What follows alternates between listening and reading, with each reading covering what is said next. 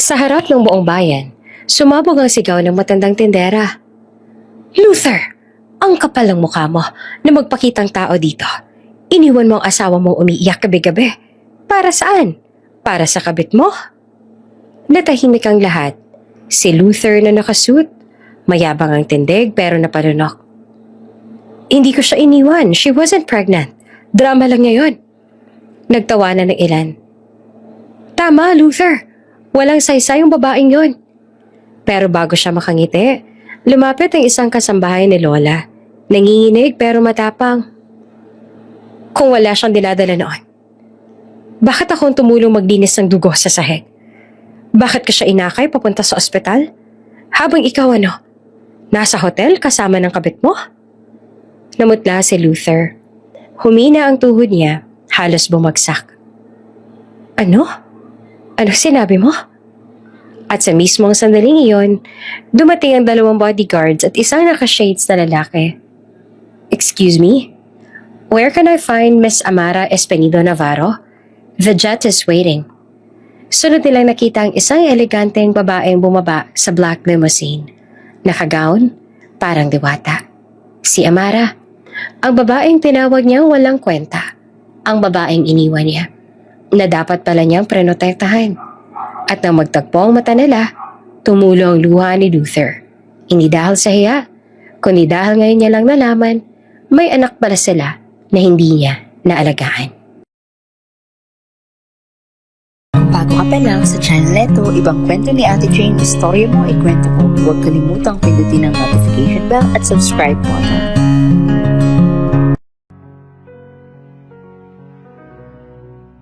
Tahimik ang buong bulwagan pero ramdam ang bigat ng hangin. Ang bawat tiktak ng orasan ay parang martilyo sa dibdib ni Amara. Nakatayo siya sa altar. Suot ang simpleng wedding gown na hiniram lang mula sa lumang baol ni Lola Esperanza. Maputi ang tela pero kupas na parang alaala ng panahong akala niya sapat ang kabutihan para mahalin. Sa ilalim ng belo nanginginig ang labi niya, hindi dahil sa lamig, kundi sa kaba na parang sumisiksik sa lalamunan niya, inaalala kung bakit sila ngayon ikakasal. Pagbabalik tanaw, amoy alak, malamlam ang ilaw ng sala. Luther, tama na. Mahina niyang pakiusap, pero ang lalaki ay lasing, sugatan, at galit sa mundo.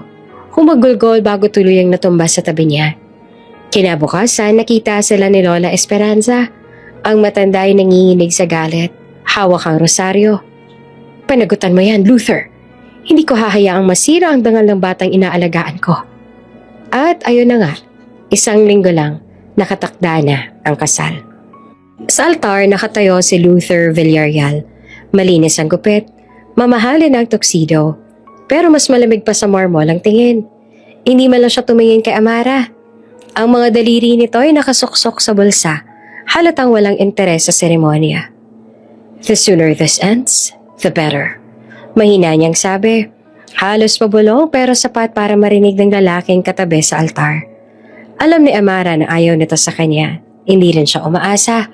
Ang kasal na ito ay hindi bunga ng pag-ibig, kundi ng kondisyon ng matandang si Lola Esperanza, ang babaeng tinuring niyang tunay na ina. Si Lola ang tumulong sa kanya noong panahong siya ay palaboy, walang tirahan at nakikitulog sa lumang kamalig ng mga Villarreal. Si Lola ang nagbigay sa kanya ng pagkain, ng sapatos at ng pangarap na pwede pa palang mahalin ng isang katulad niya.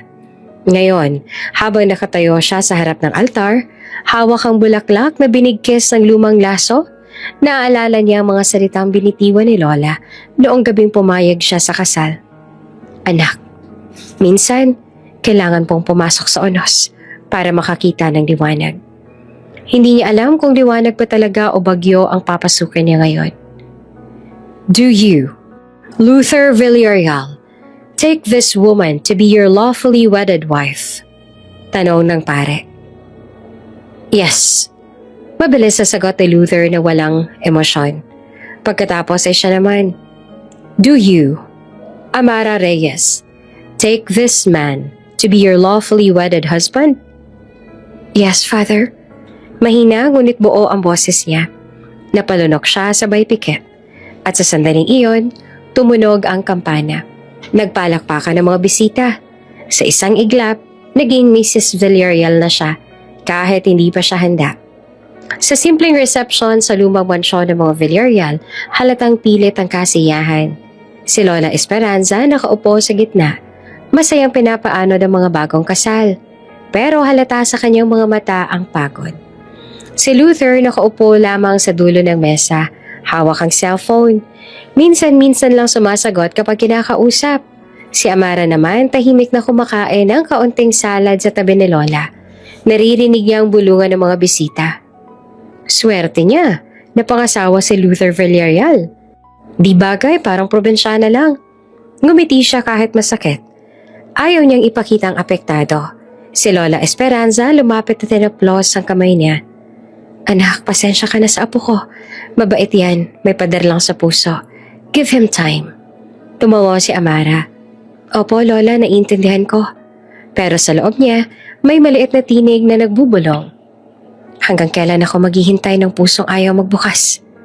Pagkatapos ng reception, unti-unti nagpaalam ang mga bisita. Si Amara ay naglakad papunta sa likod bahagi ng mansyon. Suot ang simpleng dress sa pinahiram ni Lola. Ang hangin ay malamig at ang mga ilaw sa hardin ay dahan-dahang nagkikislapan. Sa pagdaan niya sa may hagdanan, narinig niya ang pamilyar na tinig ni Luther. Nakatayo ito sa may hallway. Kausap ang isang babae sa telepono. Don't worry, Bianca. This marriage means nothing. It's just to make my grandmother happy. She means nothing to me. You hear that? Temporary lang to. Para siyang binuhusan ng malamig na tubig. Napatigil siya.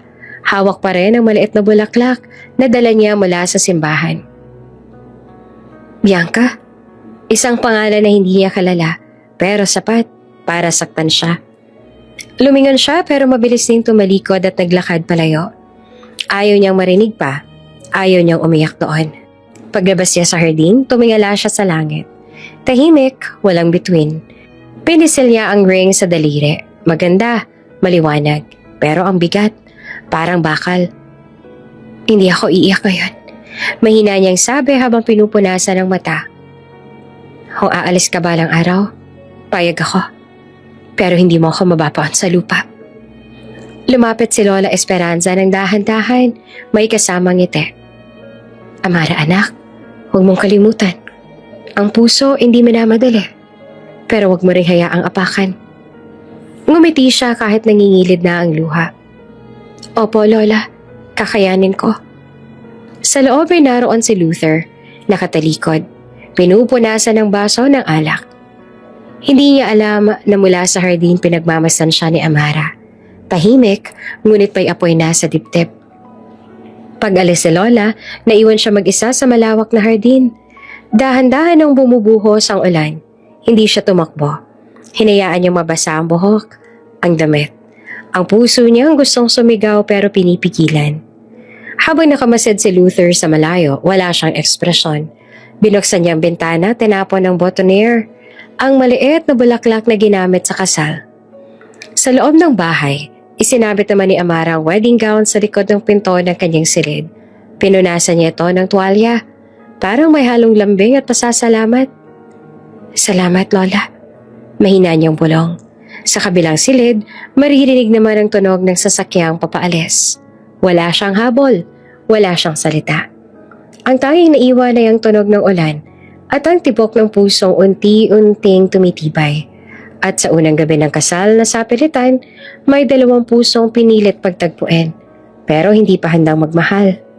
Pagkapasok nila sa mansyon, hindi man lang lumingon si Luther kay Amara. Diretso ito sa study. Marahas ang bawat hakbang. Ang malakas sa pagsara ng pinto ay parang tunog ng pader na itinayo sa pagitan nila. Tahimik lang si Amara, nakatayo sa gitna ng napakagarang sala. Mataas ang kisame, kumikislap ang chandelier at sa bawat sulok ay puno ng mamahaling kagamitan. Mga bagay na parang galing sa ibang mundo. Pero sa kabila ng ganda, ramdam niya ang lamig. Wala siyang makita kahit anong bagay na may init o buhay. Lumapit siya sa malaking family portrait sa dingding ni Lola Esperanza. Si Lola Esperanza, bata pang si Luther, at isang babae siguro ay kanyang ina. Nakangiti silang lahat. Pero ngayon parang ang mga mata sa litrato ay nanlalamig din. Ganito palang bahay ng mayaman, naisip niya. Malaki nga, pero walang kaluluwa. Nasa tabi pa rin ng pinto ang maliit niyang maleta. Ang tanging bagay na pag-aari niya sa buong mansyon na ito. Huminga siya ng malalim. Pinipilit at tanggapin ang bagong buhay na hindi naman niya pinili. Isang kasambahay ang lumapit. May dalang tray ng tubig. "Ma'am, water po." Mahina nitong sabit, halatang kabado. Ngumiti si Amara, pilit pero magiliw. "Salamat ha, pero wag mo na akong tawagin ma'am, Amara na lang." Bago pa niya makuha ang baso, bumukas bigla ang pinto ng study. Lumabas si Luther, malamig ang mga mata. "Hindi mo kailangang paglingkuran," sabi niya sa maid. "Katulong ka rito, hindi prinsesa." Tumigil ang kasambahay, halos maluha sa hiya. Napayuko ito agad. Saglit na nagdilim ang paningin ni Amara. Pinilit niyang huminga ng maayos at ngumiti. "Okay lang ako." Mahinahon niyang sagot sa kasambahay. "Salamat sa tubig." Tumalikod ang maid. Mabilis na naglakad palayo. Naiwan silang dalawa sa gitna ng tahimik na sala. Ramdam ni Amara ang bigat ng tingin ni Luther. Hindi galit lang. May halong pagkamuhi. Parang gusto niyang iparamdam na hindi siya karapat-dapat huminga sa espasyong iyon. "Hindi ko naman hinihingi na tratuhin mo akong prinsesa." Mahinahon pero matatag na sabi ni Amara. "Respeto lang sana." Tumawa si Luther. Walang kahit bahid ng saya. "Respeto?" Ulit niya. May ngiti ng pangungot siya. "You think you earned that?" Humakbang siya palapit. "Pinagbigyan lang natin si Lola. Kung hindi niya ako pinilit, sa tingin mo ba titingnan pa kita kahit isang beses?" Parang sinampal si Amara ng mga salita. Pero hindi siya umatras. Huminga siya ng malalim, pinisil ang palad. "Hindi ko rin hiningi ang buhay na to," sagot niya. "Hindi ako nagmakaawa. Minahal ko ang lola mo, hindi ang yaman mo." "Then sana minahal mo rin ang lugar mo." Balik ni Luther na malamig. "Don't act like you belong here." Tahimik. Tanging tektak ng oras sanang maririnig. Pinagmasdan ni Amara ang mukha ng lalaki. Perpekto, pero walang emosyon. Lumapit siya ng kaunti hanggang halos magtama ang mga mata nila. "Hindi ko kailangang magmakaawa para magmukhang tao," bulong niya. "One day, hindi mo na kailangang umastang mataas. Reality will humble you." Tumalikod siya at iniwan itong tulala. Hawak pa rin ang basong may whiskey. Umakyat si Amara sa hagdan. Bawat akbang ay mabigat pero buo ang loob. Sa dulo ng hallway, binuksan niya ang kwartong inihanda ni Lola Esperanza para sa kanya. Maliit lang ito kumpara sa iba, pero maaliwalas at may kortinang kulay krema at maliit na bintanang tanaw ang hardin. Binuksan niya ang bintana. Sumalubong malamig na hangin ng gabi. Sa malayo, tanaw niya ang mga ilaw ng lungsod. Parang mga bituing malapit pero hindi abot. Ang hirap pumasok sa buhay ng taong may saradong pinto. Bulong niya sa sarili. Inalis niya ang hikaw, maingat na nilapag sa dresser. Kinuha niya ang singsing sa daliri at tinitigan ng matagal. Maganda, mamahalin, pero parang bigat ng kadena. "Hindi ako aalis," mahinang sabi niya. "Hindi pa ngayon." Sa ibaba ay naroon naman si Luther. Mag-isa sa sala, hawak ang baso ng alak. Nakatingin sa portrait ni Lola Esperanza, tahimik. Naririnig pa rin sa isipan niya ang boses ng matanda.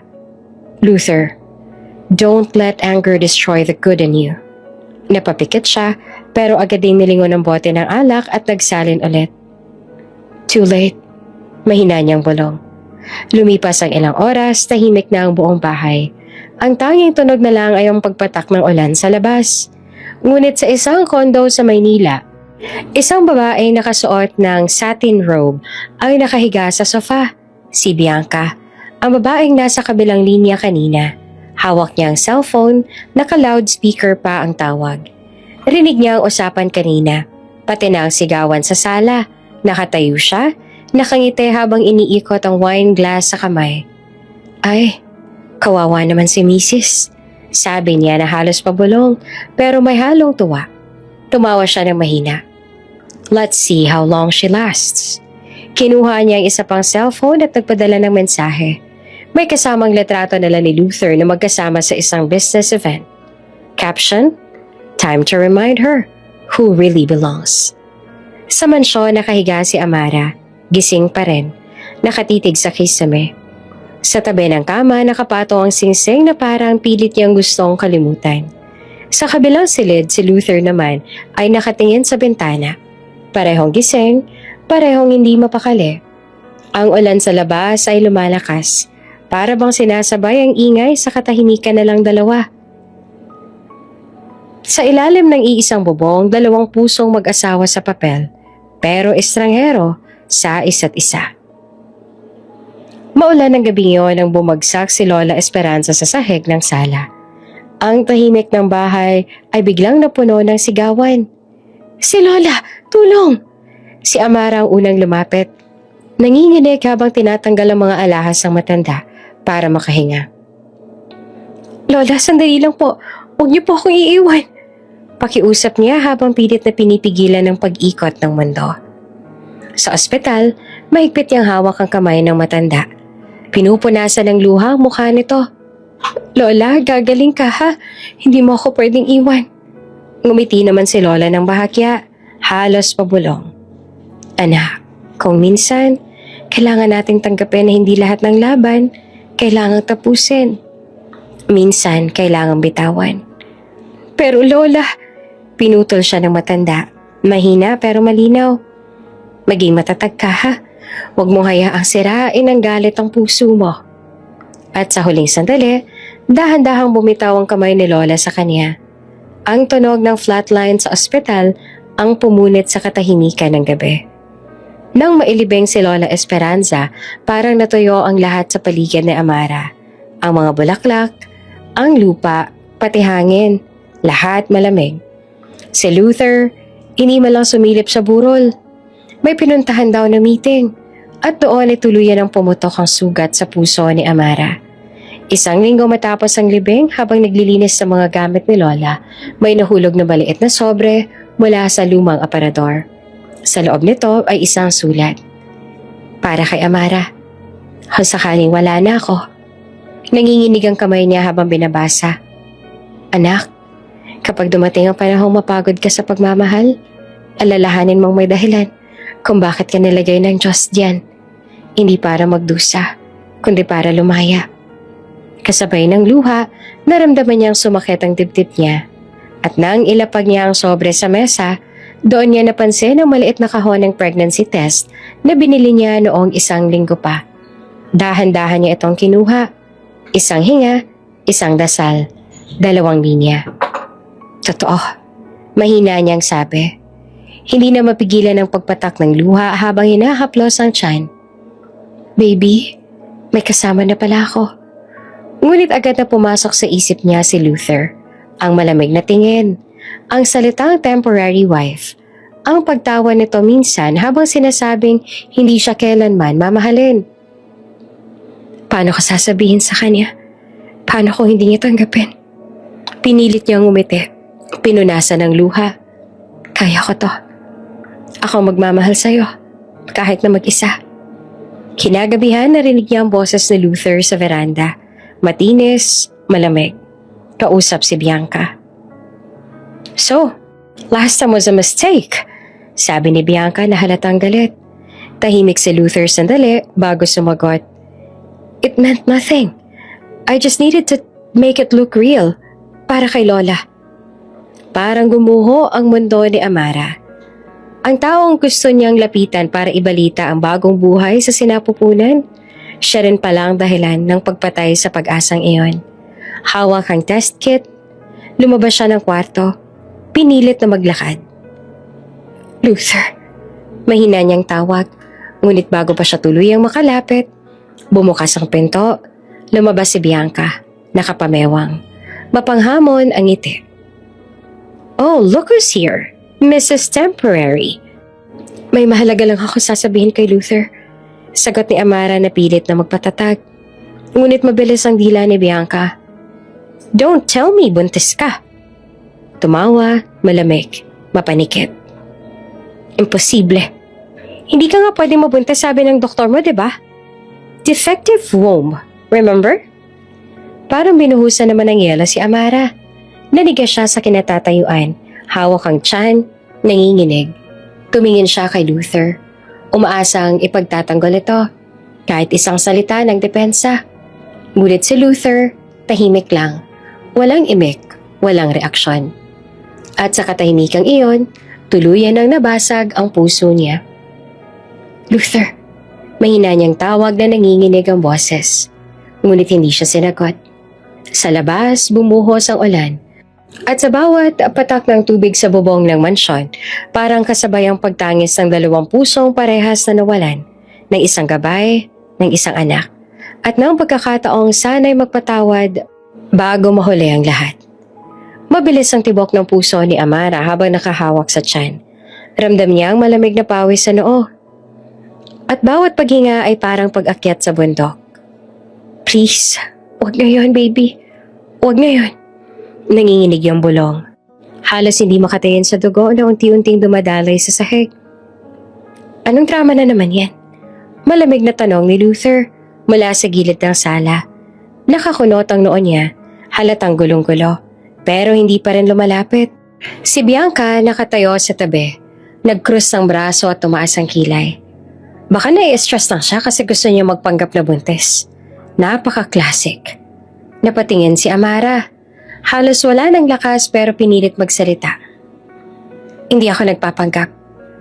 Mahina pero buo ang boses niya. May baby ako. Sandaling natahimik ang buong paligid. Tumigil si Luther sa paghinga at si Bianca ay napakunot ang noo pero agad ding tumawa. Pilit. Buntis? Hindi nga pwede yan. Hindi ba sabi ng doktor mo? Bianca, stop! Mabilis ang boses ni Luther. Pero hindi pa rin niya nalapitan si Amara. Are you sure? Tanong niya na halatang nag-aalangan. O gusto mo lang ng atensyon? Hindi na nakasagot si Amara. Biglang sumakit ng todo ang tiyan niya. Halos mapahawak pa siya sa dingding. Umagos ang dugo sa hita niya. Marami, mainit at nakakatakot. Luther, halos mawalong niyang tawag. Help me. Sakalang kumilos si Luther. Nang makita niyang dugo ay parang may sumabog sa dibdib niya. Amara! Sigaw niya sabay takbo at salo sa kanya bago pa siya bumagsak. Dinala niya ito sa sofa at nanginginig ang mga kamay. Call the doctor! Now! Sigaw niya sa mga kasambahay na nagsilabasan sa takot. Si Bianca naman nananatiling nakatayo sa gilid. Nakatitig lang. May bakas ng pagkabigla sa mukha pero hindi mawala ang ines sa mata. Kung buntis nga siya. Mahina niyang sabi na halos sarili lang naririnig. Kawawa naman. Sa ospital ay malamig ang puting ilaw. Nakahiga si Amara. Maputla, nakakabit sa swero. Mahina ang paghinga niya at sa bawat tunog ng makina, parang binibilang ang tibok ng puso niya. Nakatayo si Luther sa labas ng silid, hawak ang noo. Parang gusto niyang murahin ang sarili. Hindi siya mapakali.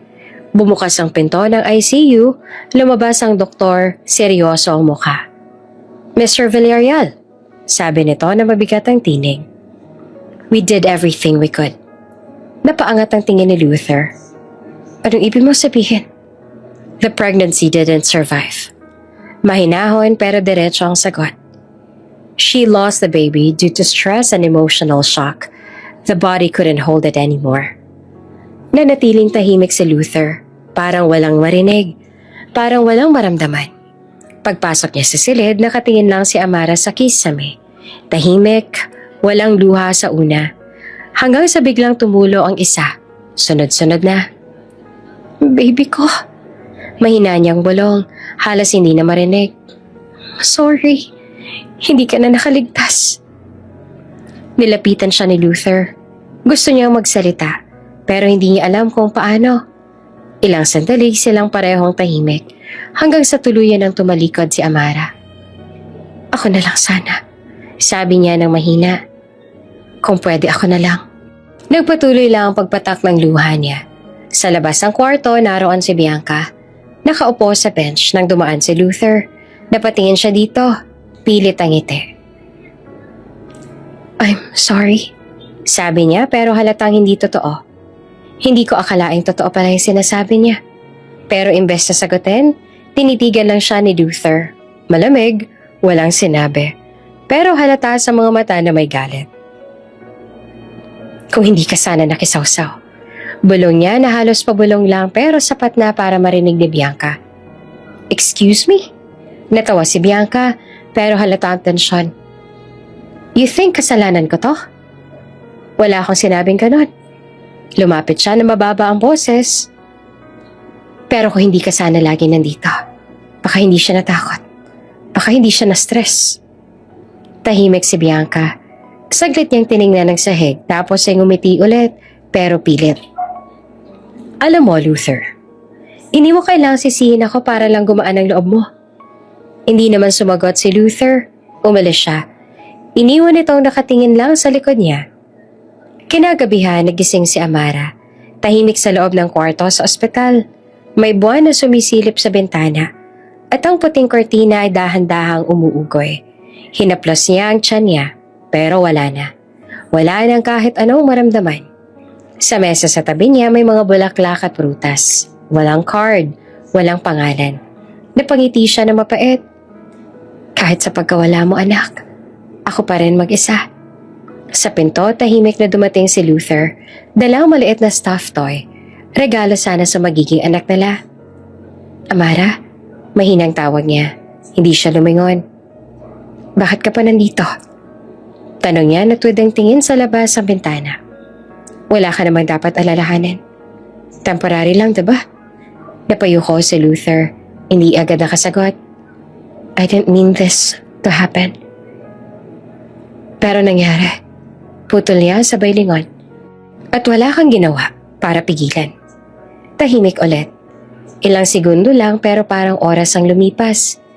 Tinitigan ni Luther ang kamay niya. Nanginginig. I'm sorry. Napatawa si Amara. Mahina pero masakit. Huli na. Hindi lahat ng sorry nakakabuhay ng patay. Hindi na mali nagsalita si Luther. Tumalikod siya.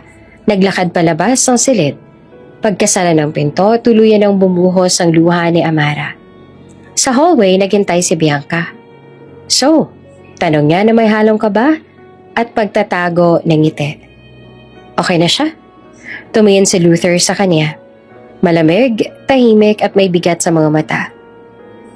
Umalis ka muna sa bahay. Sabi niya ng diretso. Ayoko makita ka kahit isang araw. Luther, umalis ka. Putol niya na halos pabulong pero matalim. Dahil sa ginawa mo, hindi lang siyang nawalan. At habang naglalakad siya palayo, naiwan si Bianca, hindi makakilos, hindi makaimik. Sa unang pagkakataon, siya naman ang natigilan. Dahil alam niyang kahit anong mangyari, may hindi na mababalik. Tahimik ang biyahe pa uwi. Sa loob ng sasakyan, walang inikan. Si Amara nakatanaw sa labas, pilit pinipigilan ng luha. Si Luther naman hawak ang manibela, pero parang hindi alam kung saan siya dapat tumingin. Ang bawat liko ng daan, parang mas naglalayo sa kanila kesa nagdadala pa uwi. Pagdating sa mansyon, agad siyang bumaba. Tahimik na sumunod si Amara, pero bago pa siya makapasok, hinarang siya ng lalaki. Magpahinga ka na lang muna. Sabi ni Luther na malamig pero may halong kaba. Hindi ko naman kailangang magpahinga. Mahinang sagot ni Amara. Ang kailangan ko sagot. Napatingin si Luther pero umiwas din kaagad. Wala akong sagot sa mga tanong mo. Hindi ko nga alam kung alin pa ang totoo. Ganun ba? Mapait ang ngiti ni Amara. Kahit yung sakit ko, duda ka rin? Hindi na sumagot si Luther. Umiling lang siya, saka tumalikod. Naiwan si Amara sa hallway. Mag-isa, hawak ang maliit na envelope. Ang ultrasound ng sanggol na hindi niya makikita. Dahan-dahan niyang pinahid ang luha, sabay bulong. Ito na lang natira sa atin. Kinabukasan, maagang bumaba si Amara sa mesa, naghahain siya ng kape. Tahimik lang si Luther habang binabasa ang dyaryo. Pero halata sa kilos niya ang bigat ng konsensya. Maya-maya ay naglakas ng loob si Amara. Luther, mahinahon niyang simula. Hindi ko na kailangang ipaliwanag ang lahat. Pero sana, kahit sandali, paniwalaan mo ako. Minahal kita. At yung bata, totoo yun. Ibinaba ni Luther ang dyaryo, pero hindi siya tumingin. Amara, wala akong balak makipag-away. Hindi ako nakikipag-away. Sagot naman ni Amara na nanginginig ang boses. Nakikiusap ako. Isang beses lang. Paniwalaan mo ako. Lumipas ang ilang segundo bago sumagot si Luther. Hindi ko alam kung kaya ko. Doon na tuluyang bumagsak ang luha ni Amara. Hindi mo alam? O ayaw mo lang? Walang sagot. Tumalikod siya at nagtuloy sa kwarto. Doon dahan-dahan niyang tinanggal ang singsing sa daliri. Tiningnan niya ito ng matagal bago inilapag sa mesa. Siguro, ito na yung huling beses kong pipilitin. Kinagabihan, pumasok si Luther sa kwarto. Wala na si Amara sa kama. Pero naroon pa ang singsing. Nakapatok sa ibabaw ng envelope. Pinulit niya ito, tiningnan ang loob ng sobre. Ultrasound photo. Maliit na itim na bilog. May pangalan sa baba. Baby Villarreal, 8 weeks. Napatigil siya. Bumilis ang tibok ng puso niya habang paulit-ulit na binabasa ang papel. Baby Villarreal. Bulong niya. Halos hindi siya makapaniwala. Parang bigla namang nanikip ang dibdib niya. Mabilis siyang lumabas ng kwarto. Hinanap si Amara sa buong mansyon. Sa kusina, sa hardin, sa veranda. Pero wala na. Ang mga kasambahay tahimik lang na nagkakatinginan. Umalis po siya, sir. Sabi ng isa. May bitbit na maleta. Sabi niya, huwag nang hanapin. Napatigil si Luther. Hindi niya alam kung tatakbo ba o luluhod. Sa unang pagkakataon, naramdaman niya kung gaanong kabigat ang mga salitang binitawan niya noon. Lumapit siya sa bintana. Tanaw ang daan palabas ng gate. Sa labas, umuulan na naman na parang noong una lang silang nagkita. At sa bawat patak ng ulan, bumabalik sa isip niya mga sandaling tinanggihan niya ang tanging taong nagtiwala sa kanya. Sa mesa, nakalapag pa rin ang singsing. Dahan-dahan niya itong pinulot. Hawak-hawak habang pumikit. Bakit hindi kita pinakinggan? Mahina niyang sabi. Sa kabilang banda, sakay ng bus si Amara. Nakatingin sa madilim na langit. Sa tabi niya, nakapatong sa bagang isang maliit na lalagyan ng ultrasound photo. Tanging alaala ng anak na hindi niya na makikita. Tahimik lang siya, hindi na siya umiiyak. Para bang wala na siyang luhang natira. Sa isip niya, iisa lang ang pangako. Hindi na ako babalik bilang luhaan. Habang papalayo ang bus, tinanaw niya ang liwanag ng mansyon sa malayo. Isang huling tingin, sabay pikit ng mata. Patawad? Bulong niya. Pero kailangan kong piliin ang sarili ko. Sa mansyon, si Luther naman ay tahimik na nakaupo sa sahig ng kwarto. Hawak ang ultrasound sa dibdib. Walang luha, pero halata sa mukha niya ang pagsisisi. Sa wakas, naiintindihan niya na kung gaano niyang kamahal si Amara. Pero huli na. Habang tinitingnan niya ang larawan, may biglang pumasok na tawag sa telepono. Ang sekretarya niya. Sir, may iniwan pong dokumento si Mrs. Villarreal. Annulment papers po. Napahawak siya sa sentido. Tuluyan ang bumigay ang mga tuhod niya. At sa labas ng bintana, patuloy ang ulan. Parang sinasabi ng langit na minsan, kahit anong pagsisisi, hindi na kayang habulin ang huling bus ng pag-ibig. Habang sa kabilang banda, bumababa si Amara sa bus station ng probinsya. Huminga siya ng malalim, sariwang hangin, amoy ng palay at lupa. Sa wakas, wala ng pader. Walang ingay ng syudad. Pagdating niya sa bahay, agad siyang sinalubong ni Nanay Clarita.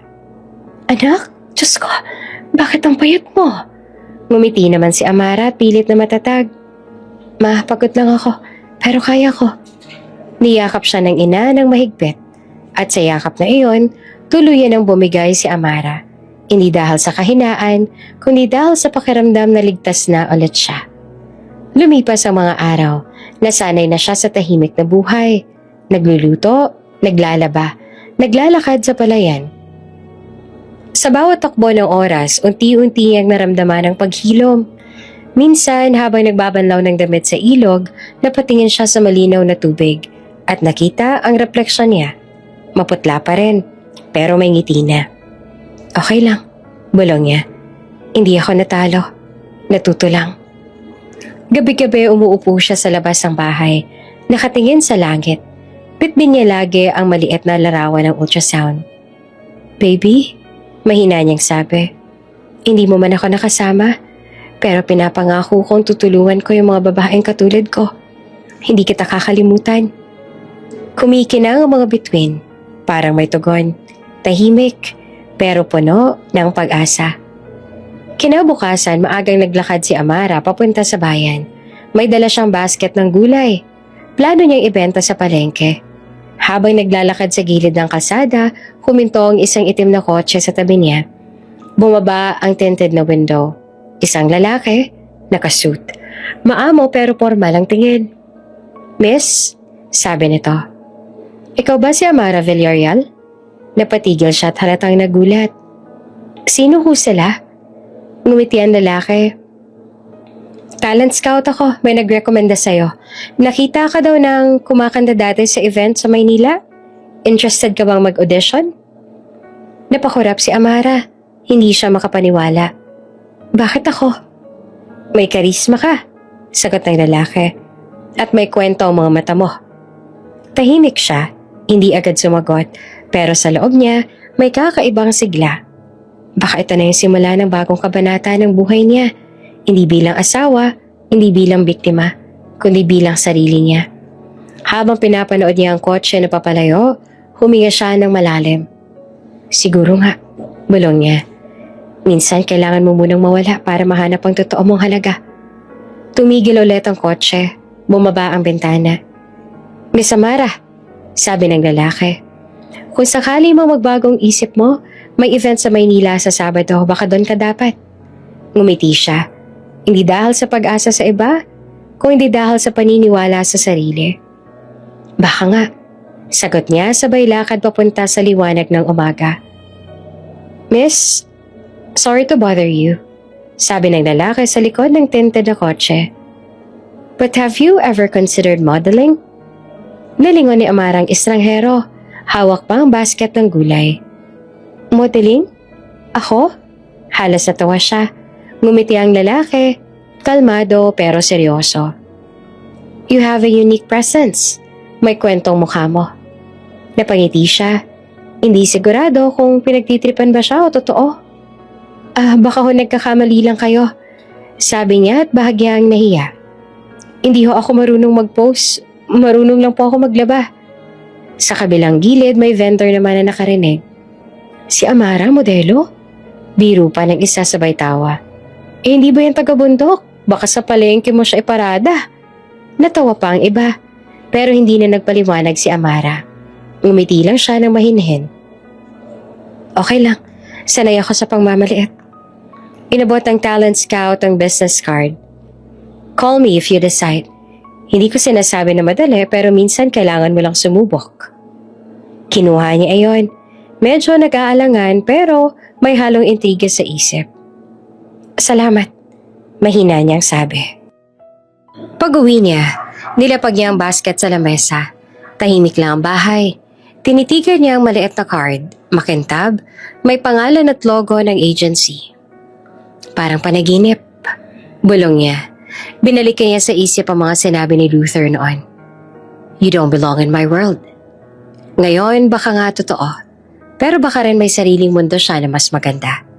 Kinagabihan dumungaw si Nanay Clarita sa kwarto niya. Anak, sabi nito. Narinig ko daw kanina may scout na kumausap sa'yo. Tumango siya. Oo ma, pero baka biro lang yon. Ngumiti naman ang ina. Marahan ang tono. Hindi naman lahat ng milagro dumadating na may harana. Minsan, simpleng pagkakataon lang. Anak, kung meron kang kaya, gawin mo. Hindi ka ipinanganak para maging alipin ng sakit. Niyakap ni Amara ang nanay niya. Ma, natatakot pa rin po ako. Lahat ng lumalaban natatakot, pero yung may tapang, sila yung umaalis kahit nanginginig. Kinabukasan, maagang nagising si Amara. Tumayo siya sa harap ng salamin. Simple lang. Plain shirt, nakapusod ang buhok, walang makeup. Pero sa unang pagkakataon, hindi niya nakita ang babaeng iniwan. kundi isang babaeng handang magsimula.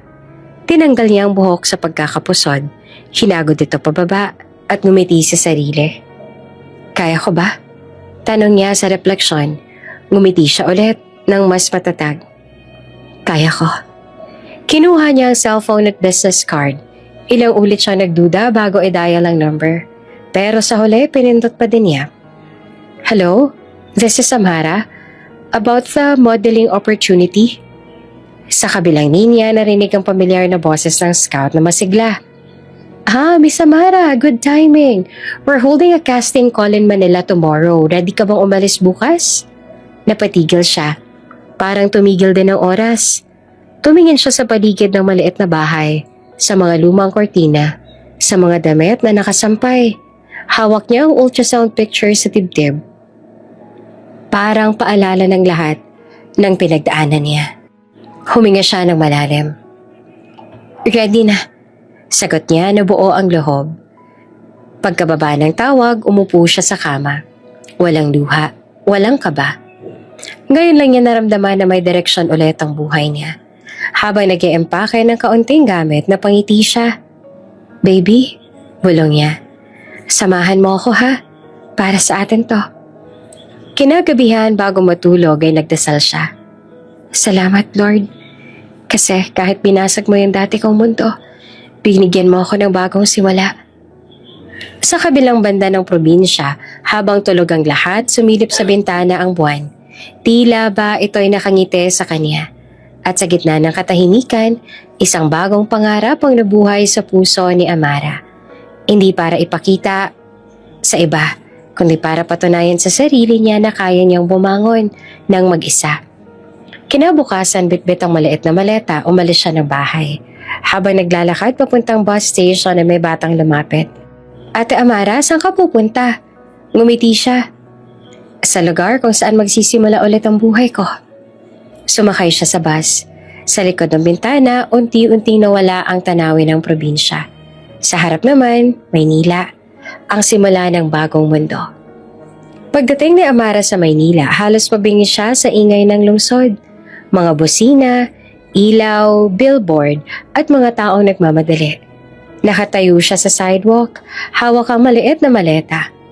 Ang lakat pala talaga ng Maynila, no? Bulong niya na halong takot at tuwa. Habang naglalakad papunta sa modeling agency, tinitingnan niya ang billboard. Mga babaeng matangkad, confident at makintab ang balat. Hindi ako kagaya nila, sabi niya sa isip. Pero siguro, may lugar din ako dito. Pagpasok niya sa agency hall, puno ng mga modelo. Lahat nakasuot ng designer clothes. May dalang makeup kit. May sariling glam team. Siya lang ang nakasimple na puting blouse at jeans. May alikabok pa sa sapatos. Narinig niya ang bulungan. Sino yun? Baka runner lang. Pero hindi siya nagpapahalata. Huminga siya ng malalim. I came here to fight. Mahina niyang sabi pero buo ang loob. Tinawag ang pangalan niya para sa casting. Pagharap niya sa tatlong judge, malamig ang mga tingin. Turn around, sabi ng babae sa gitna. Sumunod siya. Walk. Lumakad siya ng diretsyo. Hindi perfect pero may tapang. Too provincial. Bulong ng isang judge habang nagsusulat sa clipboard. Naramdaman niya pero hindi siya umatras. Tiningnan niya ang ilaw sa harap at lumakad ulit na mas matatag. May isang judge na isang lalaki na medyo tahimik. Tumingin ng matagal. She has raw power, sabi niya. Something different. She walks like she has something to prove. Napatingin si Amara. Hindi niya alam kung papaano, pero parang unang beses siyang pinansin dahil sa kung sino siya. Hindi dahil sa kakulangan niya. Name? Tanong ng direktor. Amara Villar? Saglit siyang natigilan. Bigla niyang naalala ang lahat. Ang kasal, ang pagdurusa, ang pagkawala. Huminga siya ng malalim at tumingin ng diretsyo. Amara Reyes. Ngumiti ang direktor. Welcome to the industry, Amara Reyes. Sa unang pagkakataon, pakiramdam niya, siya na ulit ang may hawak ng sarili niyang pangalan. Mula noon, naging abala na si Amara araw-araw. Training, photo shoots, walking classes. Nahuhulog minsan sa heels, napapagalitan ng trainer. Posture, Amara! Chin up! Don't look scared. Ngumiti siya kahit pawis na pawis. Hindi ako scared, sagot niya. I'm learning. Pag-uwi sa maliit na kwarto na nirentahan niya, nauupo siya sa kama, tinitingnan ang lumang ultrasound photo. Baby, I'm doing this for us. Bulong niya. Minsan umiiyak siya sa pagod, pero laging may panibagong lakas kinabukasan. Hindi para patunayan kay Luther, kundi para patunayan sa sarili niya na kaya niyang magsimula ng mag-isa. Isang araw, tinawag siya ng photographer. Amara, your turn. We'll do something raw. No makeup, just emotion.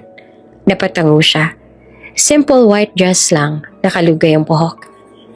Think of something painful, but let it make you beautiful. Sabi ng photographer. Pumikit siya sandali. Naalala niya ang lahat.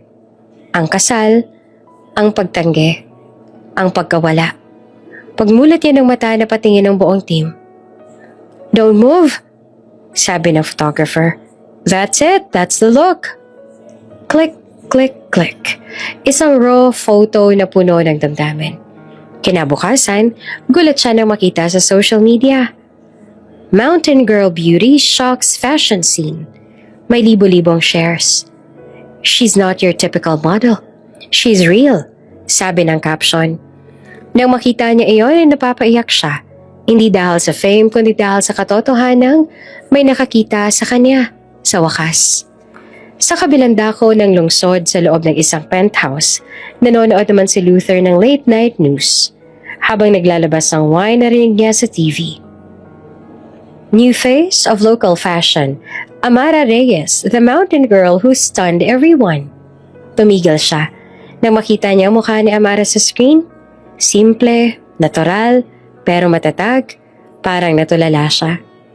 Bumaba ang baso mula sa kamay niya. Amara?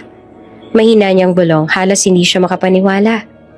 At sa sandaling iyon, naramdaman niya ang babaeng iniwan niya noon, siya na ngayong babaeng hindi na kailangang balikan para magningning. Mabilis ang pag-ikot ng mundo ni Amara.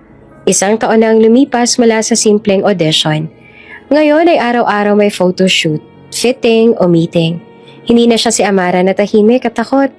Ngayon, confident na siya, pero hindi arogante. Sa backstage ng isang editorial shoot, habang pinapahira ng makeup artist ang pisngi niya, nakatingin lang siya sa salamin. Hindi niya makilala ang babaeng nasa harap niya.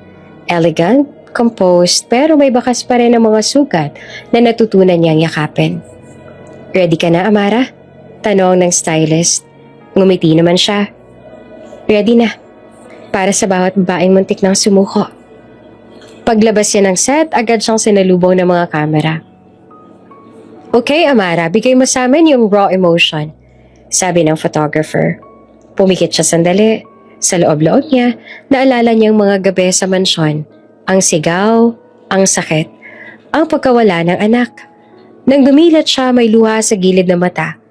Pero may tapang din sa titig. Click! Isa, dalawa, tatlong shots. Tahimik ang buong crew. Perfect! Bulong ng photographer. You're not posing, you're telling a story. Kinabukasan lumabas ang feature article. From Pain to Power, The Rise of Amara Reyes. Agad ito nag-viral.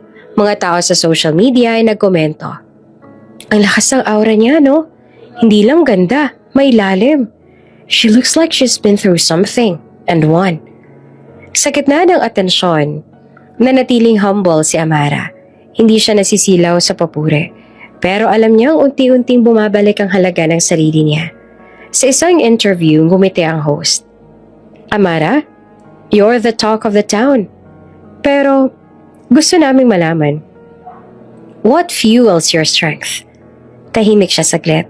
Hindi agad sumagot. Naramdaman niya ang bigat sa dibdib, pero ngumiti pa rin.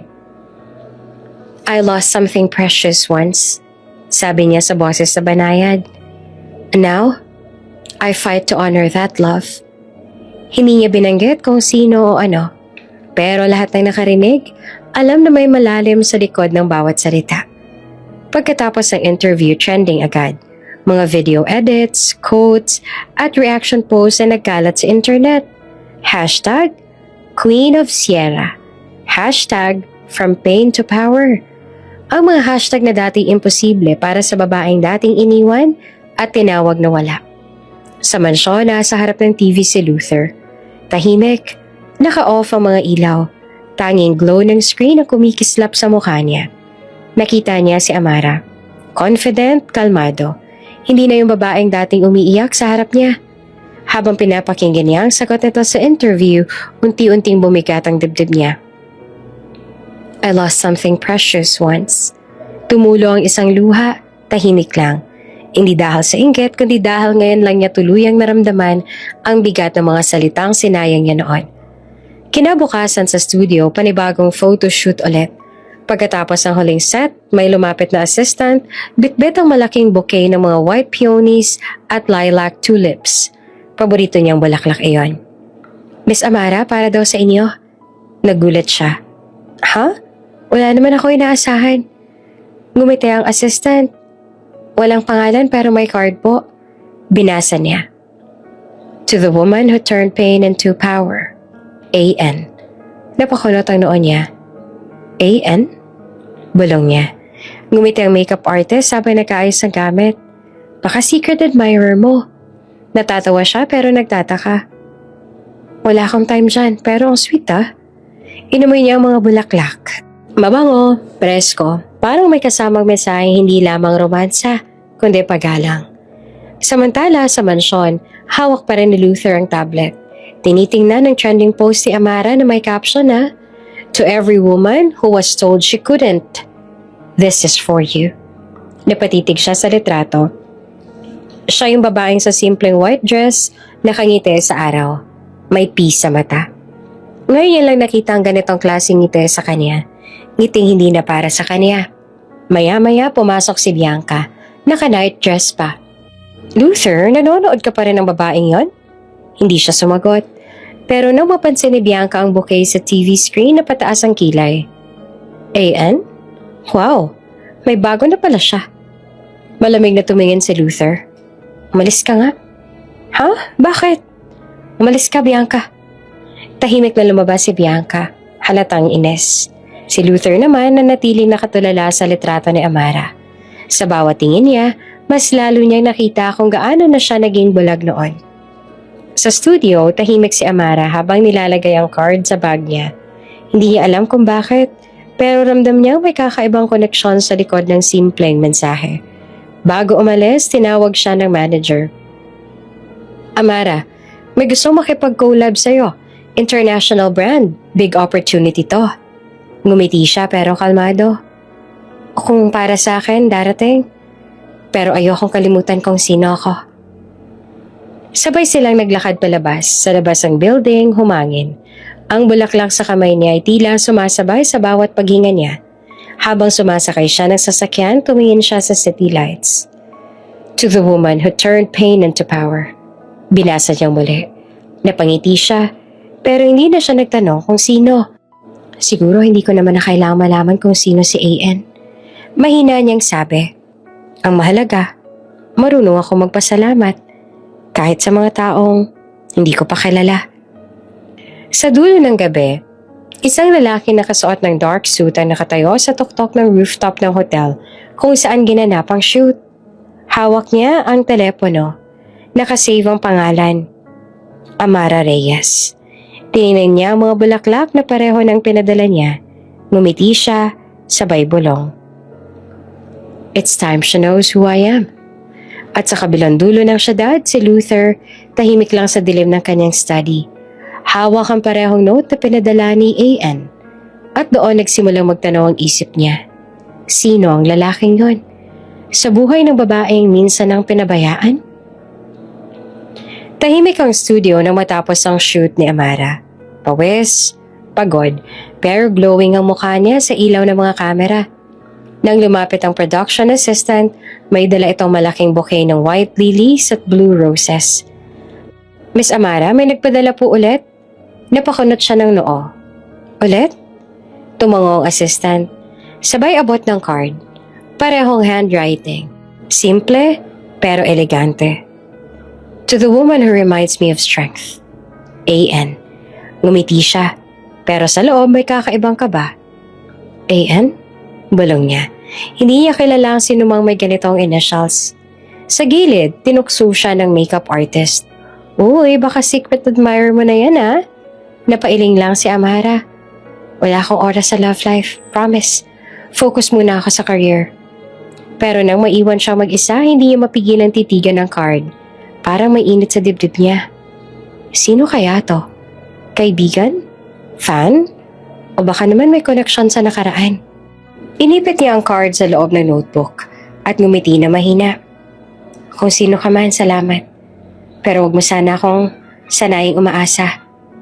Kinabukasan sa shooting ng isang perfume ad, naroon si Miguel, ang photographer na lagi niyang kashoot. Matagal na itong kasama sa industriya at parang kuya na rin sa kanya. Amara? Sabi ni Miguel habang inaayos ang ilaw. Ang ganda naman ng aura mo ngayon. In love? Napailing siya at natawa. Grabe ka naman, Kuya Miguel. Wala akong oras para dyan. Yung A.N. Sabay kindat ng lalaki. May kilig sa bulaklak na naman kahapon na. Napatingin si Amara sa lupa. Hindi ko nga alam kung sino yun eh. Baka taga-industry rin. Designer? Producer? Baka nga. Pilit na kalmado. Pero sa loob, may curiosity na hindi niya mapigilan.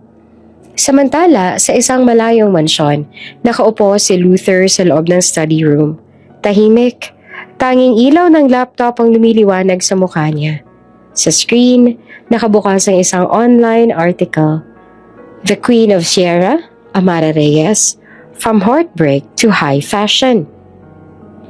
Nakatitig siya sa retrato ni Amara. Ang dating babaeng halos hindi makatingin sa kanya. Ngayon ay nakasuot na ng haute couture. Matapang ang mata. Ngunit hindi iyon ang nakapukaw sa kanya, kundi ang bouquet na nasa tabi ni Amara sa interview set. May card, may nakasulat na A.N. Tumaas ang kilay niya. A.N. Bulong niya na malamig ang tono pero may kirot sa ilalim. Tinawag niya ang assistant. Find out who's been sending flowers to Amara. Sir, just do it. Pagkaalis ng assistant, napabuntong hininga siya. Ayaw niyang aminin pero may peraso ng selos na hindi niya kayang itago. Hindi niya alam kung galit ba siya sa A.N. o sa sarili niya dahil ngayon niya lang naramdaman kung gaanong kalaki ang nawala sa kanya. Isang linggong lumipas, dumating ang malaking araw. Ang Imperial Fashion Gala. Isa ito sa pinaka-prestiyosong event sa industriya at ngayong taon, unang beses na inimbitahan si Amara. Habang nasa dressing room, halatang kinakabahan siya. Suot niya ang gintong gown na may detalyeng parang sinag ng araw. Relax lang, Amara, sabi ng stylist. You deserve to be here. Ngumiti naman siya na mahina. Salamat ah, hindi ko akalaing makakarating ako rito. Paglabas niya sa stage, halos hindi siya makapaniwala. Mga flash ng camera, mga taong nakatingin sa kanya. She's stunning. Bulong ng isang fashion critic. She's different. Authentic. Lumapit ang host para sa interview. Amara, everyone's talking about your journey. Ano nagbigay sa'yo ng lakas para makarating dito? Huminga siya ng malalim, tsaka ngumiti. Siguro dahil minsan nawala ako. Pero dahil doon, natutunan kong hanapin ang sarili ko. I fight now to honor what I lost. Tumunog ang palakpakan. Sa audience, may mga luhang napahinto sa mga mata ng mga manonood. Ang mga kamera nakatutok lahat sa kanya. Ang babaeng minsang iniwan, ngayon ay tinitingala. Matapos ang event, bumalik siya sa table niya. Doon niya nakita ang waiter na may dalang maliit na sobre. Mrs. Pineda, may nagpaabot po. Binuksan niya. Sa loob ay may simpleng note lang. You looked stronger tonight than any diamond here. A.N. Napahawak siya sa dibdib. Ikaw na naman. Bulong niya na may halong tuwa at gulat. Ngunit bago pa siya makapag-isip, tinawag na siya ng manager. Amara, kailangan mo sa backstage, press photos. Nang umalis siya, hindi niya alam na sa kabilang dulo ng hall, Isang lalaki naka-black suit ang nakatingin.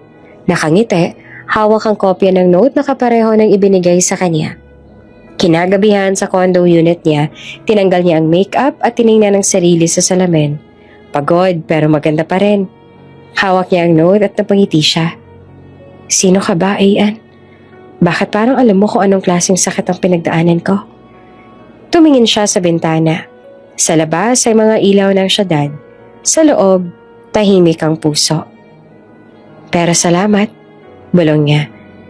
Dahil kahit hindi kita kalala, pinapaalala mong may halaga pa rin ako. Nilagay niya ang note sa maliit na kahon, kasama ng ultrasound photo ng anak. Para sa mga alaala na hindi kailanman mawawala. Lumipas ang ilang araw, isang luxury brand ang nag-imbita sa kanya para sa photoshoot sa isang private villa sa Tagaytay. Pagdating niya roon, ramdam niya agad ang ganda ng lugar, mga bulaklak, ilaw at tahimik na simoy ng hangin. Miss Amara, sabi ng staff. Our creative director just arrived. He insisted on meeting on you. Personally. Nagulat siya. Personal? Paglingon niya ay may lalaking papalapit. Matangkad, may confidence, nakaitim na suit. Mapait pero maginoon niyang ngiti. Hi, sabi nito sabay abot ng kamay. I'm Aiden Navarro. Natigilan si Amara. Aiden? Ngumiti naman si Aiden at tumango. Finally, the woman I've been writing to. Tumigil ang oras sa pagitan nila, tahimik. Narinig niya lang ang tibok ng puso niya. Bakit mo ako sinusulatan? Mahinahon niyang tanong. Because your story reminded me of mine, sagot ni Aiden. And because sometimes strangers see the strength we forget we have. Habang nakatitig si Amara kay Aiden, may kakaibang pakiramdam sa dibdib niya. Hindi takot, kundi kapayapaan. Sa unang pagkakataon, may lalaking tumingin sa kanya hindi bilang biktima, kundi bilang inspirasyon. At doon nagsimula ang bagong kabanata ng kanyang puso. Mainit ang araw nang bumalik si Amara sa Maynila.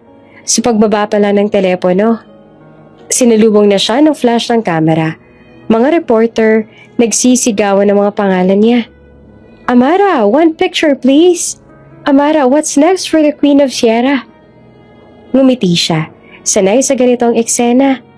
Ang dating tahimik na babae sa bundok, ngayon ay laman na ng bawat headline. Pero sa likod ng ngiti, ramdam niya ang bigat. Hindi ng takot, kundi ng mga alaala.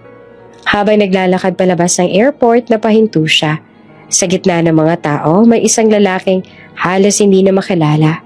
Payat, maputla, tila ilang araw na walang pahinga. Si Luther.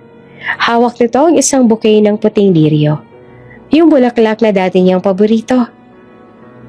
Amara, mahina nitong sabi, halos hindi naman marinig sa ingay ng mga flash. Please, tahimik lang siya. Tumingin sandali. Sapat na para makita ang pagod at pagsisisi sa mga mata nito. Late ka? Mahinahon niyang sagot bago siya muling tumalikod. Hindi niya kailangang marinig ang mga dahilan. Noon pa man, lahat ng paliwanag ni Luther ay parang alon. Dumadaan, pero walang natitira. Pagdating sa sasakyan, huminga siya ng malalim. Are you okay, ma'am? Tanong ng assistant. Yeah, sagot niya. Just ghosts from the past. Kinagabihan sa hotel room niya, humarap siya sa salamin. Sa refleksyon, hindi niya makita ang dating babaeng laging umiiyak. Nakasuot siya ng eleganteng silk robe. Ang buhok ay nakapusod. Ang mata ay matatag. Ngunit sa isang sulok ng mesa, nakalapag ang bouquet na iniabot ni Luther. Hindi niya iyon tinapon. Nilagay lang niya roon parang paalala. Dumating ang tawag mula kay Aiden Navarro, ang Italian designer na unang nagbigay sa kanya ng big break. Amara, sabi ng lalaki sa kabilang linya na baritone ng boses, your shoot in Paris went viral. Milan wants you. Fly with me tomorrow? Tahimik siya sandali. Hindi agad nakasagot. Milan? Bulong niya. That's a big move. Yes, sagot ni Aiden. But you belong to big places now. I'll handle everything. Ngumiti siya. Halos maramdaman ang tibok ng puso niya. Okay, let's do it. Pagkababa ng tawag, tumingin siya ulit sa bouquet. Hindi niya alam kung bakit, pero parang biglang lumamig ang paligid. Kinabukasan, sa opisina ng fashion house, dumating si Luther. Walang paalam, nakasuot pa ng lumang suit. Halatang hindi na siya bahagi ng dating mundo. Sir, appointment po? Tanong ng guard. Please, I just need to talk to her. Sa loob ay abala naman si Amara sa fitting, nakasuot ng long ivory gown. Habang inaayos ng stylist ang laylayan, nang marinig ang ingay sa labas, nagtama ang kanilang paningin ni Luther. Amara, halos pabulong nito. Lumingon siya, pero hindi na siya umatras. Hindi na siya natitinag. Anong ginagawa mo dito? Sabi ni Amara. I'm sorry for everything. I lost everything when you left. The company, the respect, even myself. Sagot ni Luther. Napayuko si Amara sandali. Pag-angat ng mukha, kalmado na siya. Luther, mahinaho niyang sabi. Hindi ko kailangan ng sorry para mabuo. Hindi ko iniwan ang mundo nung umalis ako sa'yo.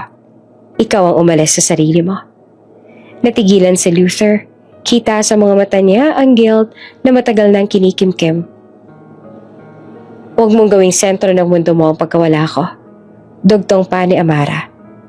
Ginamit mo ang pagmamahal ko noon para kontrolin ako. Pero ngayon, ginagamit ko ang sakit para lumaya. Tumulo ang luha sa pisngi ni Luther, pero pinunasan niya agad. You changed? Hindi, sagot ni Amara. Finally, naging totoo ako. Tahimik, tanging tunog ng kamera sa photoshoot area ang maririnig. Nang tumalikod siya ay parang tuluyang naglaho ang koneksyon ng nakaraan. Habang papalabas si Amara ng building, hinabol siya ng assistant. Ma'am, may tawag po, urgent. Kinuha niya ang phone, si Aiden ulit. Pack your things, sabi nito. The flight to Milan leaves at 6 in the morning. Napangiti siya. I'll be ready. Ngunit hindi niya alam sa labas ng building, narinig ni Luther ang usapan. Ang pangalan ni Eden Navarro ay parang kutsilyong dumula sa puso niya. Milan? Bulong nito habang pinagmamasdan ng papalayo ang sasakyan ni Amara. Kasama siya. Hindi niya alam kung selos ba o panik ang nararamdaman niya. Pero sa unang pagkakataon, alam niyang tuluyang mawawala si Amara. Hindi dahil sa distansya, kundi dahil pinili na nitong hindi na lumingon. Pag-uwi ni Amara sa kondo, inayos niya ang mga gamit. Sa gitna ng pag-impake, binuksan niya ang maliit na kahon kung saan nakatago ang lumang ultrasound photo ng anak niyang nawala. Hawak niya iyon, marahang pinunasan. We're leaving, baby. Bulong niya. Sa labas ng bintana, tanaw niya ang city lights sa Maynila. Ang mga ilaw na dati niyang pinangarap mula sa bundok. Ngayon, bahagi na siya nito. At sa kabilang dulo ng lungsod, si Luther ay nakatulala sa bote ng alak. Hawak ang telepono. Paulit-ulit na tinatawagan ng numerong hindi na sumasagot. Amara? Bulong niya, habang tumutulo ang luha sa pisngi. Don't go. Ngunit sa isip ni Amara, malinaw na ang sagot. Hindi na siya babalik sa mundo ng multo. Bukas, lilipad siya patungong Milan at doon magsisimula ang bagong laban. Habang inaayos ang assistant ang mga gamit sa flight, pumasok ang isang lalaking may dalang dokumento. Miss Amara, sabi nito, Mr. Navarro asked me to hand this to you personally. Binuksan niya ang sobre. Sa loob ay may plane ticket, kontrata at isang liham.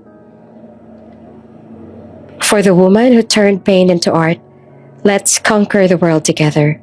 A.N. Ngumiti naman si Amara sabay bulong. Game. Mainit ang araw ng bumungad sa social media ang mga headline. Provincial scammer Amara Reyes niloko ang fashion world. Fake identity, fake receipts. Ang reyna ng Sierra, peke pala. Sunod-sunod ang notifications, comments, shares. Sa studio, habang nag-aayos ng buhok si Amara para sa shoot, biglang nagdilim ang mukha ng assistant. Ma'am, trending po kayo pero hindi maganda. Kinuha ni Amara ang phone. Nang makita ang mga edited photos, Mga peking kontrata, fake screenshots, pati lumang litrato niyang ginawa ng masamang caption. Parang may humigpit sa dibdib niya.